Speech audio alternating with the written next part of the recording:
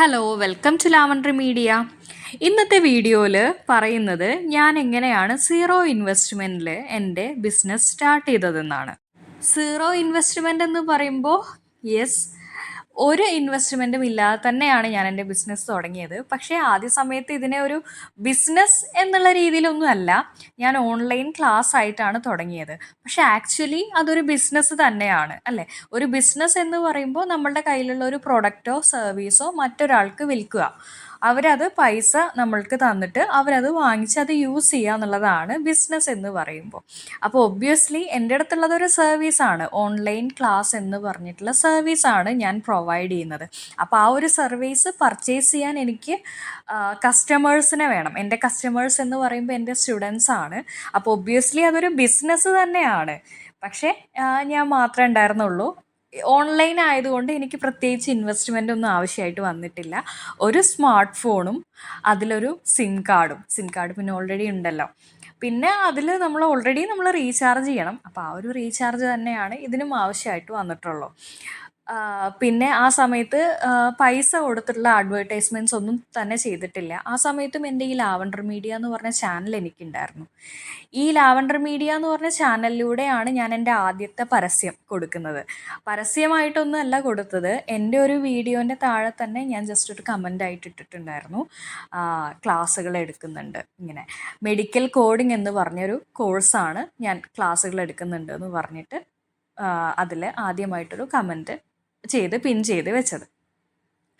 അപ്പോൾ ഇങ്ങനെ ഒരു കമൻറ്റ് ചെയ്ത് പിൻ ചെയ്ത് വെച്ചിട്ട് അതിൽ നിന്നും വന്ന ഫസ്റ്റ് സ്റ്റുഡൻറ്റ് അതിൽ നിന്നും വന്നു. അങ്ങനെ കേട്ടറിഞ്ഞും കണ്ടറിഞ്ഞും ഇതുപോലെയുള്ള പരസ്യങ്ങൾ എൻ്റെ ചാനലിലൂടെ തന്നെ കൊടുത്തും ഒക്കെയാണ് എനിക്ക് സ്റ്റുഡൻസിനെ കിട്ടിയത്. പിന്നീട് അത് കൂടുതൽ ആളുകളിലേക്ക് എത്തി, കൂടുതൽ ഇൻകം വരാൻ തുടങ്ങി. 2022 ഓഗസ്റ്റ് മാസത്തിലാണ് ഞാനിങ്ങനെ സ്റ്റാർട്ട് ചെയ്തത്. CPC ക്രാക്കർ എന്ന് പറഞ്ഞ പേരിലാണ് ഞാൻ എൻ്റെ ഓൺലൈൻ ക്ലാസ് സ്റ്റാർട്ട് ചെയ്തത്. അതായത് മെഡിക്കൽ കോഡിംഗ് എന്ന് പറഞ്ഞ കോഴ്സ് കംപ്ലീറ്റ് ചെയ്തിട്ട് നമ്മൾ എഴുതിയെടുക്കുന്ന ഒരു ഇൻ്റർനാഷണൽ സർട്ടിഫിക്കേഷനാണ് CPC. അപ്പോൾ ആ ഒരു ഇൻ്റർനാഷണൽ സർട്ടിഫിക്കേഷൻ എഴുതിയെടുക്കുക എന്ന് പറഞ്ഞാൽ കുറച്ച് ടഫാണ്. അപ്പോൾ ഒരുപാട് പേർക്ക് വളരെ ബുദ്ധിമുട്ടുള്ളൊരു കാര്യമാണ് അത് എക്സാം ക്രാക്ക് ചെയ്യുക എന്ന് പറയുന്നത്. സോ ഞാൻ പഠിച്ച് ഇറങ്ങി എക്സാം എഴുതിയത് ജൂലൈ മാസത്തിലായിരുന്നു. അപ്പോൾ ആ ഒരു പഠിക്കുന്ന ടൈമിലാണ് ഒരുപാട് പേര് ഈ എക്സാം എഴുതാൻ വേണ്ടിയിട്ട് സ്ട്രഗിൾ ചെയ്യുന്നുണ്ട്. അവർക്ക് കൃത്യമായിട്ട് ക്ലാസ്സുകളും കാര്യങ്ങളും ഒന്നും കിട്ടാതെ സ്ട്രഗിൾ ചെയ്യുന്നുണ്ട് എന്ന് മനസ്സിലായത്. അപ്പോൾ അങ്ങനെ ഒരു കാര്യവും ചിന്തിച്ചിട്ടുണ്ടായിരുന്നു, ഇങ്ങനെ ഉള്ളവർക്ക് നമുക്കൊരു ഹെൽപ്പ് കൊടുക്കാമല്ലോ എന്നുള്ള രീതിയിൽ. അപ്പോൾ ആ ഒരു സമയത്താണ് ഇതുപോലെ ഇങ്ങനെ ക്ലാസ്സുകൾ എടുത്തു കൊടുക്കാം എന്നൊരു കോൺഫിഡൻസ് ഉണ്ടായത്. കാരണം CPC എക്സാം എഴുതി കഴിഞ്ഞപ്പോൾ അത്യാവശ്യം കാര്യങ്ങൾ പറഞ്ഞു കൊടുക്കാൻ പറ്റും, ക്ലാസ് ആയിട്ട് എടുത്തു കൊടുക്കാൻ പറ്റും എന്നൊരു കോൺഫിഡൻസ് ഉണ്ടായിരുന്നു. അപ്പോൾ പിന്നെ അത് ചെയ്യാം എന്നുള്ള രീതിയിൽ ആണ് സ്റ്റാർട്ട് ചെയ്തത്. അങ്ങനെ പ്രത്യേകിച്ച് ഒരു ഇൻവെസ്റ്റ്മെൻറ്റും ഇല്ലാതെ എൻ്റെ ചാനലിൽ കൂടെ തന്നെ പരസ്യങ്ങളൊക്കെ കൊടുത്ത്, എൻ്റെ ചാനൽ എന്ന് പറയുമ്പോൾ അങ്ങനെ ഒരുപാട് ഗ്രോ ചെയ്തിട്ടുള്ള ചാനലൊന്നും അല്ല, ഇപ്പോഴും 10K സബ്സ്ക്രൈബർ പോലും ആയിട്ടില്ലാത്ത ഒരു ചാനലാണ് ലാവൻഡർ മീഡിയ എന്ന് പറയുന്നത്. കാരണം അതിൻ്റെ ഇടയ്ക്ക് ഞാൻ ഒരുപാട് ഗ്യാപ്പൊക്കെ എടുത്തിട്ടുണ്ടായിരുന്നു. ഇപ്പം തന്നെ ഒരുപാട് നാളുകൾക്ക് ശേഷമാണ് അടുത്തൊരു വീഡിയോ ഞാൻ പോസ്റ്റ് ചെയ്യുന്നത്. കരിയർ ഗൈഡൻസ് എന്നുള്ള രീതിയിലാണ് ഈ ഒരു ലാവൻഡർ മീഡിയ എന്ന് പറഞ്ഞ ചാനൽ സ്റ്റാർട്ട് ചെയ്തിട്ടുണ്ടായിരുന്നത്. അപ്പോൾ അതുകൊണ്ട് തന്നെ കരിയർ ഗൈഡൻസ് എന്നൊക്കെ പറയുന്ന സമയത്ത് നമുക്കങ്ങനെ പെട്ടെന്ന് ഒരുപാട് റീച്ച് ആയിട്ടുമില്ല, എന്നാൽ ഗ്രാജുവലി ചെറിയ ചെറിയ രീതിയിലുള്ള റീച്ച് ആയ ഒരു ചാനലായിരുന്നു. പക്ഷെ എന്നാലും അവിടെ നിന്നിട്ടാണെങ്കിലും ഒരുപാട് പേര് വീഡിയോ ഒക്കെ കണ്ട്, അതുപോലെ തന്നെ എൻ്റെ കമൻസൊക്കെ കണ്ട്, ഇങ്ങനെ ക്ലാസ്സിനെ പറ്റിയുള്ള കമൻസൊക്കെ കണ്ടിട്ട് ഗ്രാജുവലി ഒരുപാട് സ്റ്റുഡൻസ് ആയി. അതുപോലെ തന്നെ നമ്മൾ സ്റ്റുഡൻസിന് നല്ലൊരു സർവീസ് കൊടുക്കുക. അതായത് നമ്മൾ ഏതൊരു ബിസിനസ് ചെയ്യുന്ന സമയത്താണെങ്കിലും നമ്മുടെ പ്രൊഡക്റ്റ് അല്ലെങ്കിൽ സർവീസ് നമ്മൾ വാങ്ങിക്കുന്ന പൈസേനേക്കാൾ കൂടുതൽ അതിൻ്റെ ഒരു ബെനിഫിറ്റ് അവർക്ക് കൂടുതലായിട്ട് കിട്ടുന്നുണ്ടെന്നുണ്ടെങ്കിൽ അവർ ഒരുപാട് സാറ്റിസ്ഫൈഡ് ആയിരിക്കും. നമ്മുടെ കസ്റ്റമേഴ്സ് എന്ന് പറയുമ്പോൾ ഇവിടെ നമ്മുടെ സ്റ്റുഡൻസ് ആണ്. അപ്പോൾ അങ്ങനെ അവരെല്ലാവരും വളരെ ഹാപ്പി ആയതുകൊണ്ട് അങ്ങനെ അവരുടെ ഒരു മൗത്ത് പബ്ലിസിറ്റിയിൽ നിന്നും അതുപോലെ തന്നെ പല സ്റ്റുഡൻസും അവരുടെ റെക്കമെൻഡേഷനിൽ നിന്നൊക്കെ ഒരുപാട് സ്റ്റുഡൻസ് നമുക്ക് വന്ന് ജോയിൻ ചെയ്യാൻ തുടങ്ങി. ഇപ്പോൾ ഒരു സ്ഥാപനത്തിൽ തന്നെ വർക്ക് ചെയ്യുന്നവരാണെങ്കിൽ അവർ തന്നെ പറഞ്ഞു കൊടുക്കും, ഇങ്ങനെ ഒരു സ്ഥലത്ത് ക്ലാസ് ഉണ്ട്, നിങ്ങൾ പോയി ജോയിൻ ചെയ്തോളൂ എന്നൊക്കെ പറഞ്ഞിട്ട്. അങ്ങനെ നമുക്ക് ഒരുപാട് സ്റ്റുഡൻസ് വന്നു. അതിനുശേഷം ഇൻസ്റ്റഗ്രാമിലൊരു CPC ക്രാക്കർ എന്ന് പറഞ്ഞിട്ടുള്ള പേജ് സ്റ്റാർട്ട് ചെയ്തു. അതിലൂടെ അഡ്വർടൈസ്മെൻറ്റ്സും നമ്മുടെ റിസൾട്ട്സും നമ്മുടെ സ്റ്റുഡൻസിൻ്റെ റിവ്യൂസും എല്ലാം അപ്ഡേറ്റ് ചെയ്യാൻ തുടങ്ങി. അങ്ങനെ ഒരുപാട് എൻക്വയറീസും ഒക്കെ വന്നു. അങ്ങനെ പതിയെ നമ്മളിങ്ങനെ ഗ്രോ ചെയ്ത് വരികയാണെന്ന് മനസ്സിലായി. ഇതിൻ്റെ ഒരു സ്റ്റാർട്ടിങ് ടൈമിൽ ഇത് നന്നായിട്ട് ഗ്രോ ചെയ്ത് നല്ല രീതിയിലാവും എന്നുള്ളൊരു പ്രതീക്ഷ അങ്ങനെയൊന്നും ഉണ്ടായിരുന്നില്ല. ജസ്റ്റ് സ്റ്റാർട്ട് ചെയ്തു. അതുപോലെ തന്നെ മെഡിക്കൽ കോഡറായിട്ട് തന്നെ വർക്ക് ചെയ്യാം എന്നുള്ളൊരു പ്ലാനൊക്കെ ആയിരുന്നു. ആദ്യം ഞാൻ മെഡിക്കൽ കോഡറായിട്ടൊരു കമ്പനിയിൽ ജോയിനൊക്കെ ചെയ്തു. പിന്നെ അതൊക്കെ പോയി.